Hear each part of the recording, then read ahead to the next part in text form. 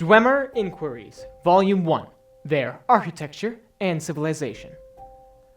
By Thule Galeen, Scholar. It has been my life's work to investigate the Dwemer, their dubious history, and their mysterious banishment. My goal with this text is to share my findings and conclusions based on 80 years spent studying their unique architectural remains. The migration of the Deep Elves from their ancestral Dwemerith, now Morrowind, is a generally accepted fact. Recorded history supports this, specifically mentioning the Rorkins clan's refusal to join King Dumak in the forming of the First Council, and their subsequent exodus to Hammerfell. The architectural premise is also sound, as the building habits of the dwarves adapted and changed, albeit slowly and in subtle ways, over time and land. I propose that some of these differences are stylistic as well as practical. Traditional viewpoints suggest that the Verdenfell Dwemer were the most prolific of their kind.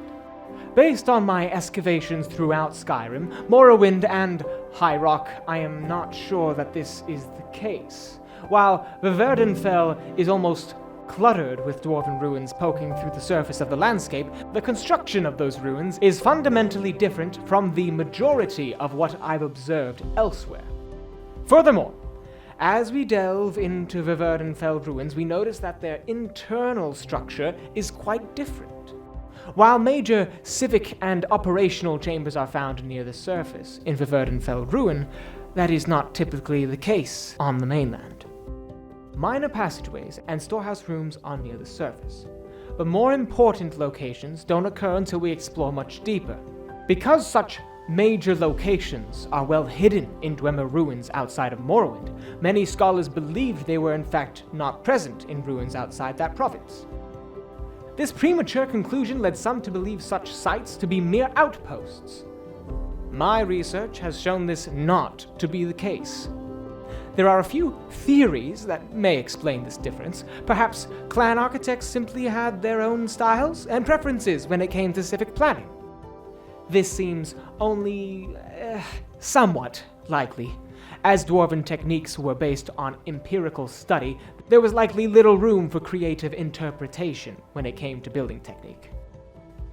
Geological makeup of the terrain almost certainly played a role, especially in a region like northern Skyrim, where the ground near the surface is very rocky and often frozen, versus the volcanic substratum common in the Vardenfell, or the ubiquitous aquifers found in Hammerfell. It's possible that dwarven architects in the north were not able to excavate larger structures until reaching more pliable stratum. This scholar, however, would like to suggest that many structures west of Morrowind were built after 1E420, when the clan Rorkin left Verdenfell. It seems evident that several clans broke off to create their own settlements and choose to live in greater isolation than their eastern brethren. This theory is particularly fascinating because it leads me to believe that dwarven architects may have developed even more elaborate methods of hiding their strongholds over time. This opens the distinct possibility that undisturbed dwarven archaeological sites exist throughout Tamriel, even in southern areas like Cyrodiil or Black Marsh, where dwarves are not believed to have ever had a significant presence. Though we ought not get carried away in flights of fancy, one could extrapolate this logic to suggest that some dwarven clans were living among us for much longer than previously believed. Perhaps well beyond the disappearance during the War of the Red Mountain in 1E700.